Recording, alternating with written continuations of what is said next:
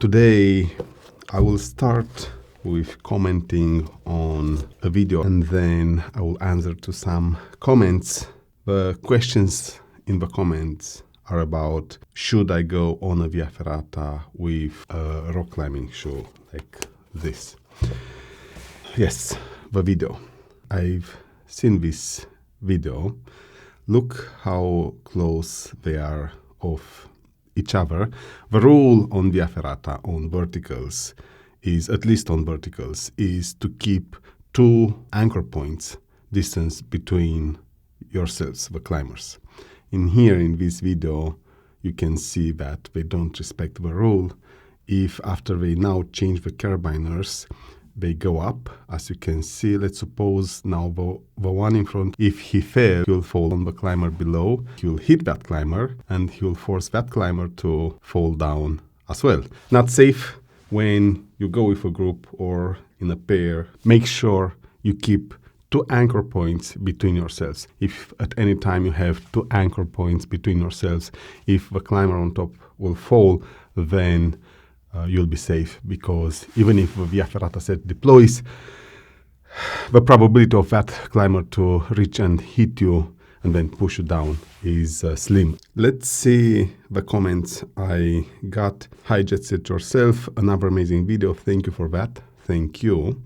When I started climbing on Via Ferrata, my personal dilemma was, should I climb as much as possible or use the cable? Well, my opinion was definitely climbing. Then I attended a course done by mountain guides, and the answer was, this is Via Ferrata, so the cable has to be held with one hand at least, climbing with the other hand, and most important, with feet. Buona montagna. Thank you, thank you, thank you. Now, there is another comment. What do you think about wearing slicks climbing shoes on Via Ferrata? Some guides here recommend it for difficult routes. I think that since they are so light, it's worth to try it out. Thank you for the comment. So, how should you climb a Via Ferrata? Should you always grab with one hand the safety steel cable? The short answer is yes. There is no debate about that. Via Ferrata is for everyone, and the safest way of going up the mountain is by grabbing the safety steel cable. It is why it is there. It gives you confidence. It gives you grip. Hence, one of the suggestions is, when going on a Via Ferrata, ideally you'll have gloves with you. Why? Because by grabbing the safety steel cable, it puts pressure on your palm. Then if you slide and you grab to stop yourself, without gloves, you'll burn your hands.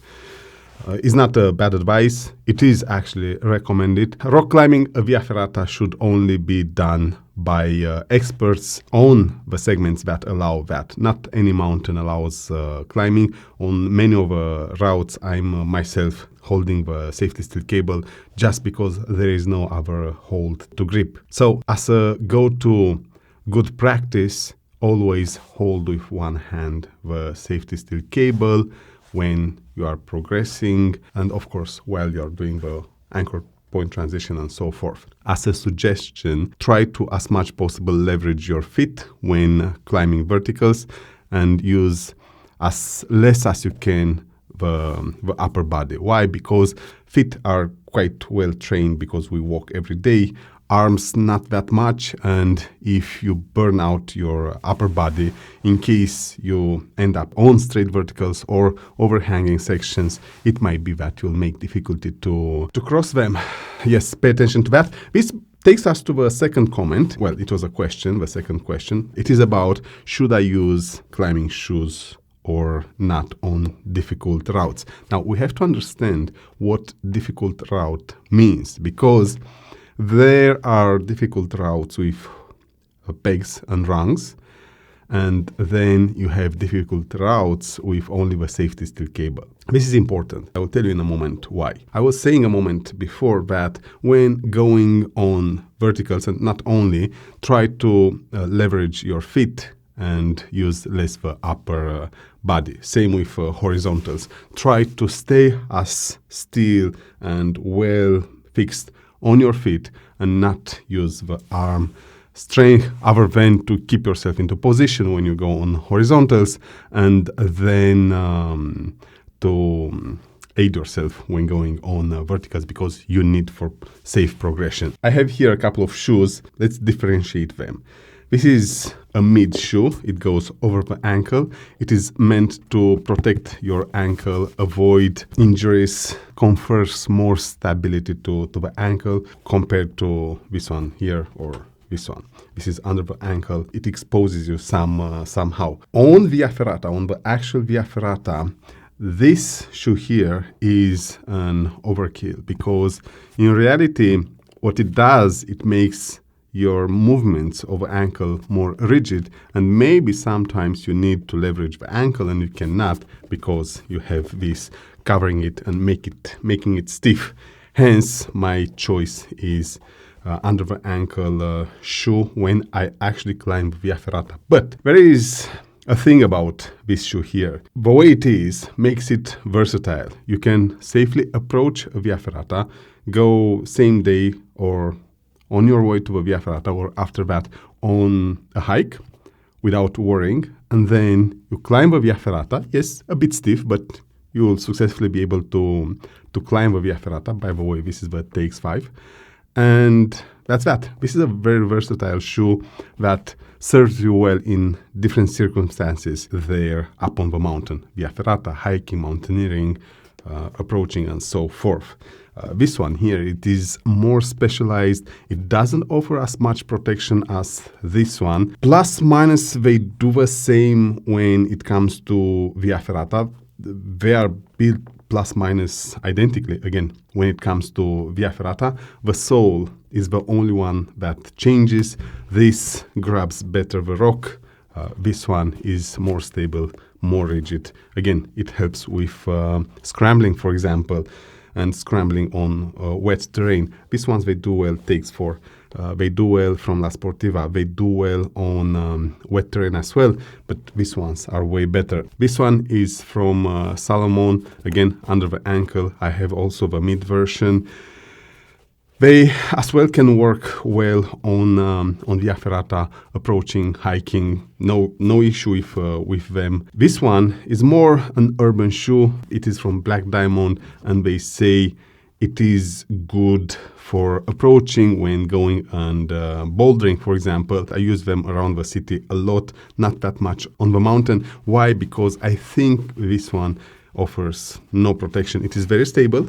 It gives you a lot of stability, but when it comes to climbing a Via Ferrata, for example, it's too soft, too weak, and it might be that it gets you into trouble. And hence, and this is how we get to the climbing shoe.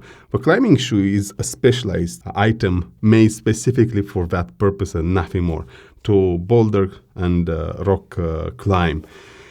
And the question is, should you take this one on Via Ferrata, on difficult Via Ferrata? Well, what are the characteristics of this? As you can see, you have this tip here, which is very sharp. Why? Because most of the times when you go on the rock, you'll stay on the tip of your toes like this.